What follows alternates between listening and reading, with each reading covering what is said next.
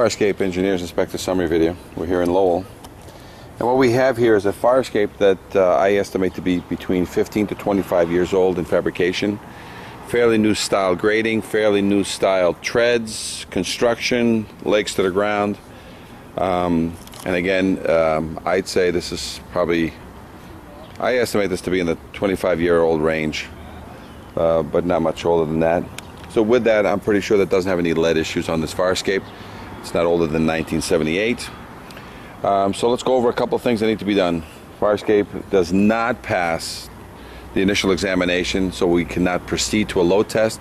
We cannot proceed to a certification at this time. But I'll go over exactly what some of the issues are and what needs to be done, and to discuss this information with a city official, and he will determine a couple of things. One is if this fire escape can be just spot repaired, and then issue a opinion letter with a disclaimer. If they want it spot repaired and they want you to load test it, or they want you to provide them other evidence of strength, such as a refurbishment of some kind at this time, to avoid the load test for the foreseeable future, and providing them other evidence of strength. So let's start off with what we have here. First of all, the whole fire escape, new grading, again 25-year-old, but the new style of grading needs a paint job. The whole 100% of this fire escape needs a paint job. It's pretty rusty. It looks like it hasn't had paint in at least 10 years because that's how long it takes for the paint. And if you look at the treads, there's an example. The upper treads there have some paint still left on them, but the lower treads are starting to have no paint on them. So that's the natural process. Okay. The grading has an angle clip that is there all the way to the end, and an angle clip all the way here. And in those angle clips, when you look down, and I have photographic evidence, it shows that there's rust inside that clip. Okay, so that means that this entire grading has to be lifted. All that rust has to be removed, and I'll show it from underneath. Then you need to rebolt it. Can't weld it back in. If you are going to weld it, you need a fire detail to do that, and then you bolt it back, and basically you seal it with silicone so water doesn't get back in here or in here once you remove 100% of the rust. So rebolting and silicone shutting. You also have up against the building a lot of cracks and crevices. That should be sealed so that you don't get any freezing thaw pushing this away from your building. All your railings are in good order. They're all welded to a certain degree, and all welds need to be x-rayed or load tested. So a lot of times on these posts, as long as you make a mechanical connection down there, keep your weld mechanically fastened, seal that so the water, because water gets in and rots these welds from the inside out. So a lot of times it's just basically securing the posts and the bars. The bars, even though they're welded, they can stay. It's great that they're punched through the channel down below and welded underneath, which is great, but they're welded here. But these are called minor structural. The minor structural just needs to be verified visually and with a small hammer test. But otherwise, they're not required to be load tested or x-rayed, but you do need to verify that they're in good order. But corner posts need to load test or x-ray the welds. So what you do is you turn it into mechanical connections, and you don't have to load test this fire escape. And this fire escape can be load tested. After we do some spot repairs, we can load test. But let's just talk about what kind of poundage we have. We have about 4 feet going across here. We have about 20 feet going there. That's 20 times 4, that's 80. They need about 8,000 pounds of sand over here. Because at 80 times 100 is 8,000 pounds of sand for 30 minutes on top of here to basically pass the load test. So a lot of times load test is not the best thing to do.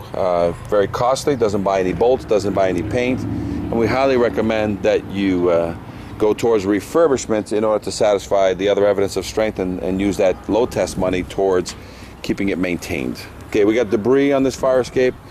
Things that are here can't have any blockage. So if anybody was trying to get out here, this chair can't be here. We've got attachments here. Some people have put maybe, I don't know, sometimes they'll put satellite dishes and such. Okay. So there's a shelf angle over here also. And that shelf angle holds this grading that goes from here to there. And that's full of rust. Let me just zoom in there. And you can see all the rust inside there. So all that's got to be cleaned out, then rebolted, and then sealed from above so water doesn't get back in there anymore. The railing has the same issues. At these postings here, And there you have to make some mechanical connection at the bottom to reinforce that weld. Otherwise we have to x-ray or load test that weld. A lot of times when you're concerned about this weld here, again, you can x-ray or load test it, or sometimes with a simple angle in this corner here, simple angle, and you bolt it this way, and you bolt it this way, you've basically just nullified the need to verify that welded joint connection there. Most fire escapes, like for over there for example, older, you'll see that 98% of that fire escape is bolted connection. Every connection is a bolt. So it's easier to change that. Whenever you have a welded fire escape, now you have to either x-ray or load test these welded connections. So again, the fire escape is probably about 25 years old. Let's go down these set of stairs. Again, new stair construction. You've got some water getting through, but basically not only did they bolt this fire escape, they welded a couple of welds on top here, but the bolt is doing the major job. So this welded joint connection, I need to x-ray it or load test it, or as soon as I put in a clip in here, you put an angle clip here, bolt it this way with half-inch bolts, seal this up with silicone to stop this. I don't need to load test this anymore. The reinforcement of this basically nullifies the need for a load test. Same thing applies to the other side. So whenever there's a weld that's in question, what you do is you make it into a mechanically bolted connection, keep your weld, there is no load test. Okay, it's going down, all the treads have the same issue. I'll show you some of these treads from underneath. So railings, as we talked above. Now let's talk about here. See? Welded connections, that water's getting in here and they're starting to rot out this weld from the inside out. As soon as I put a gusset plate in here, bolt it here, and bolt it through here, there's no need.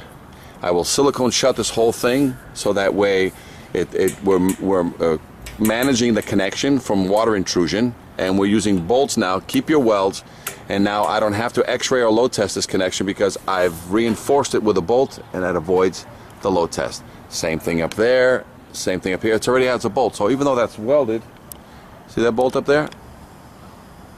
Even though it's a welded connection, they bolted it, I don't need to verify that, other than to say there's no rust in its connection. But that one has no bolt, but it's welded.